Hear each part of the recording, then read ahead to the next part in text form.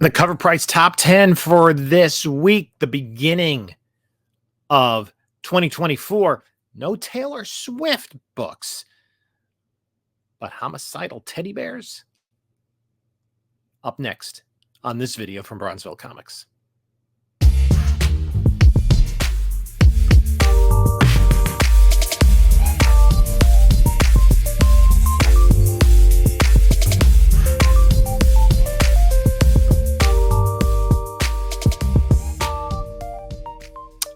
Hello, panelologists. This is Jim from Bronzeville Comics coming to you with another video. Before we get started, please like, comment, subscribe, do all that stuff. Appreciate it. Follow us on Instagram at Bronzeville_comics. I'm on Whatnot at Bronzeville_comics. We do sales Monday nights at 10 p.m. Eastern time. We'll be going back on January 8th. There is a link in the description of this video that will get you $10 off your first purchase if you've not yet signed on to Whatnot. And also in the description of this video, a link to my eBay store as well as my email.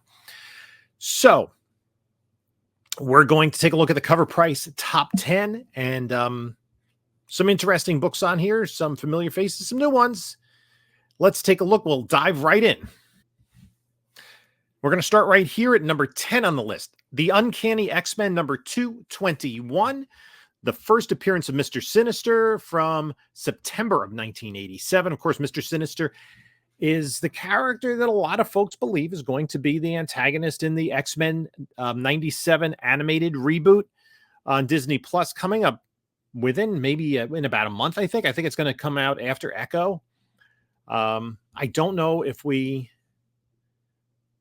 I don't think we have... no, still, we don't have, I don't think, a premiere date for that book.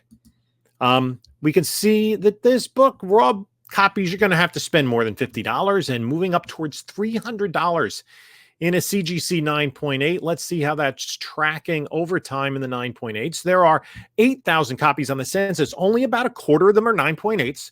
So a 1987 book, still not.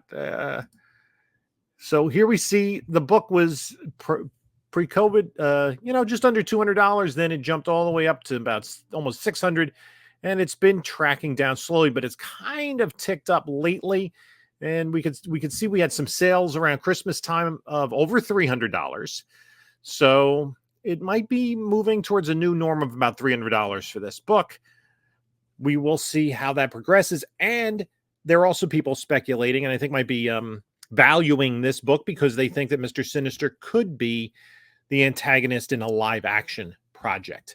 I think if we do get a casting of Mr. Sinister for the MCU, we will see a little bit of a bump in this book, but it's already a well-established key. So not a lot of room to go from there. Let's take a look at number 9 and welcome back Godzilla number 1.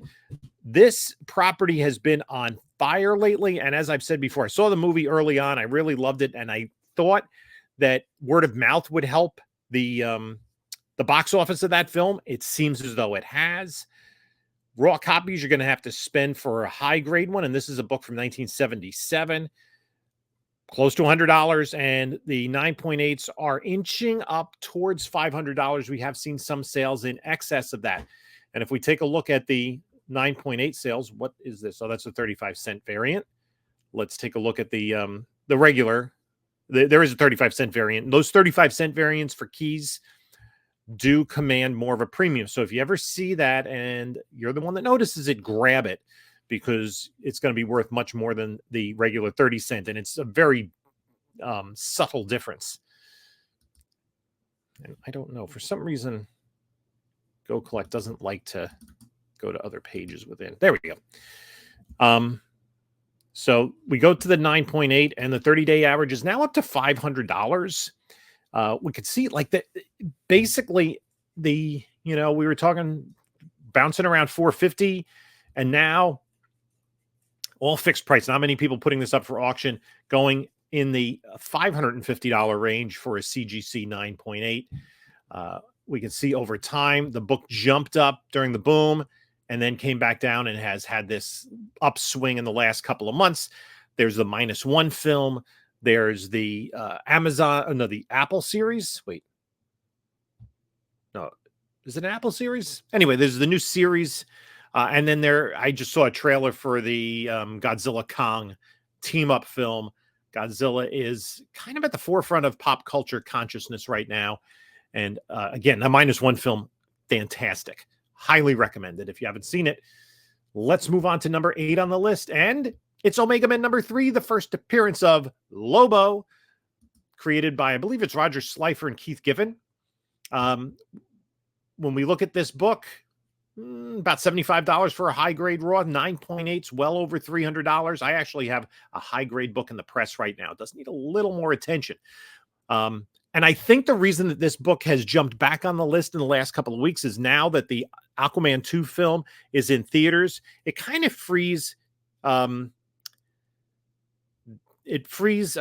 Brothers and DC up to no longer have Jason Momoa connected to the Aquaman character, and people are speculating, at least, that Jason Momoa will be portraying Lobo. So let's see how this book has been doing over time in a 9.8. Where is it? I know I have it here. There it is. If we look at the 9.8, and again, if we look at the census count, this is an interesting note. This is a book from 1983. 9,000 copies on the census. A third of them are 9.8s. This book there are no newsstands. This was a direct only series, Omega Men. And as such, it was printed on better quality paper stock. It was what they called at the time Baxter paper. It was a whiter paper, a thicker paper than the standard newsprint. So I think it had an opportunity to hold up better over time.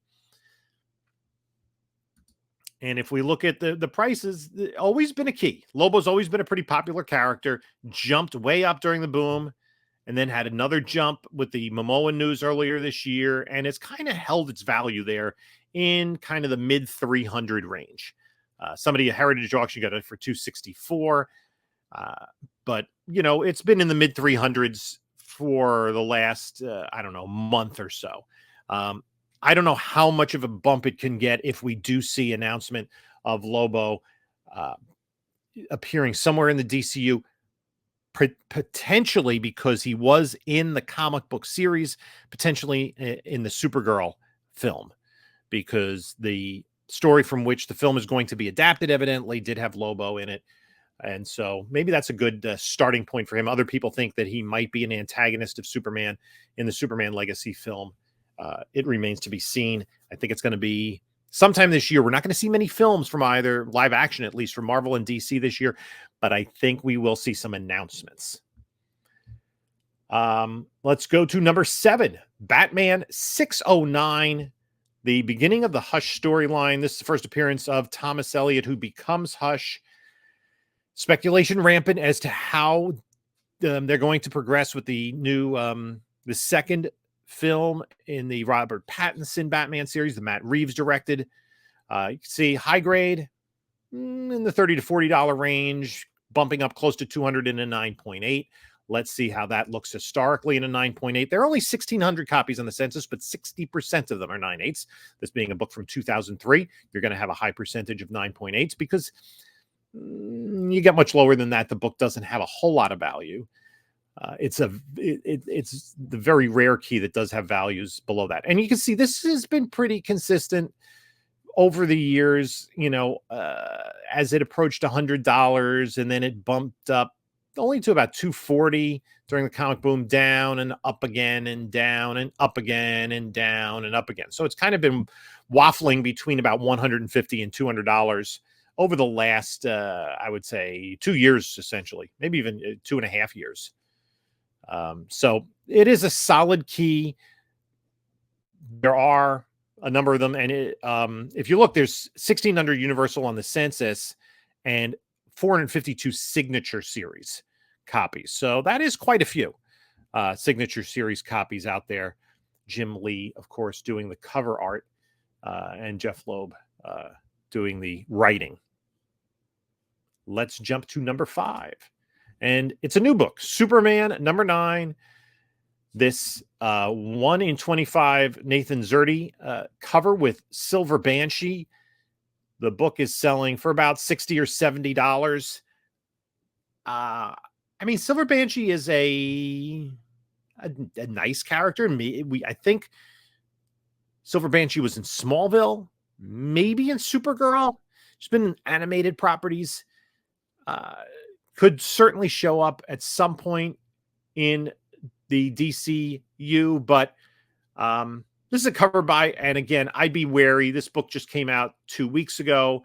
I'd be a little wary of the long-term value of this, the hot cover of the week, so to speak. But if you like Silver Banshee and you like that cover, go for it. I don't think we've seen any books yet come through CGC. Let's go to number 5 on the list. Predator versus Wolverine, number 4. The Joshua Cassaro 1 in 25 variant. This is a book from last week, selling for about $30 to $40. I'm not sure why. I do believe that, did Ryan Reynolds? Yes, he made a fake photo that he posted online, a series of them with different characters interacting like as though they were on the Wolverine set. And one of them, I believe, was Predator. I don't think we're going to see Predator in Deadpool 3, to be honest with you, but you never know. That would be wild. So, it remains to be seen. I think this is, something people just like the cover. You got these Wolverine heads and an arm on the Predator's wall. I'm not sure how that happens, but again, a book. What are we spending? About 30 some odd dollars on it. There is a Bill Sienkiewicz Virgin 1 in 100. What is that going for? Well over $100 for 1 in 100. And again, as I said with the Silver Banshee, with these brand new cover of the month kind of books, be wary. Let's go to number 4. Same idea. Green Arrow number 7. This Black Canary Fishnets motorcycle cover. It is a Jay and a Clado 1 in 25. $40 book. Raw. Okay. Again, same thing. It's a hot book. If you're a big Black Canary fan, if you find this, you can get it, for a decent price and something you want. No 9/8s have yet come through CGC, so we're going to kind of sit on that. But again, those early 9/8s are not indicative of the long-term market for these books. Even though it's a 1 in 25, Green Arrow, not the highest selling series from DC, so most stores maybe have one of these that they would have gotten if they have 25 people that buy Green Arrow. Probably not a lot out there. Supply and demand, you make the call. Again, I'm wary of how these books end up. For the long-term value, I would put a little more stock in established artists who are known for their female characters, like Adam Hughes, Art Adams, that kind of thing. Let's go to number 3, and we're going to be singing the same song the rest of the list. Beneath the Trees Where Nobody Sees, number 1, second print. This has been a whirlwind book. You can see a $71 sale, $40 on average. And I'm going to just keep going because number 2 on the list is the Riley Rossmo cover B. That just a 9.8 is just come to light. $40-ish for a high grade raw, over $100 for a 9.8. And we're just going to go to number 1 because it's the cover A of number 1. I mean, people are buying this book for like $80 in high grade, up to $200 in a 9.8. Let's take a look at the Go Collect data. There are now only 26 copies on the census. 23 of those 26 in 9.8s. There are more that will be coming. And it's a supply and demand thing. Right now, we can see the most recent sales over the last few days of the year, 178, 200, an accepted offer under 200. And I mean, an auction on 12/16, an auction went for 80. And then on 12/28, an auction went for more than double that. With this book is on fire. There is a second print of issue number 2 coming out. And I'm not sure how many issues are supposed to be in the series, but this has been the sensation of late 2023. sort of like Something is Killing the Children, where it's one of these things that it's started to make the list and then everybody wants an issue number one, but nobody. I talked to my friend who owns my LCS. He said nobody ordered issue number one. One person ordered issue number two.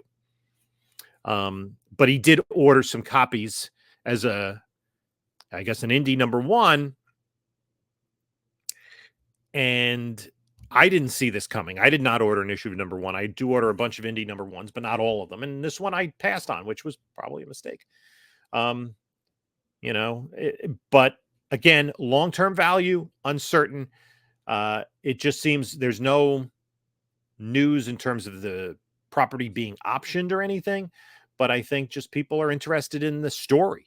And that is something that is driving this top 10 list. The top 3 are all variants of issue number one of this series, a series that just came out within the last few months. So that's it for... So that's it for the Cover Price Top 10 for this week. We're into 2024, a new list, and a new book at numbers 1, 2, and 3. Let me know if you have picked up any of these books, if you own any of them, or if you're looking for any of them, and if you're on the Beneath the Trees bandwagon. Quite a sensation right now. So anyway, I'd like to thank everyone for stopping by and spending some time with me. And you can take a look at a couple of my other videos here. And this is Jim saying until next time, enjoy your comics.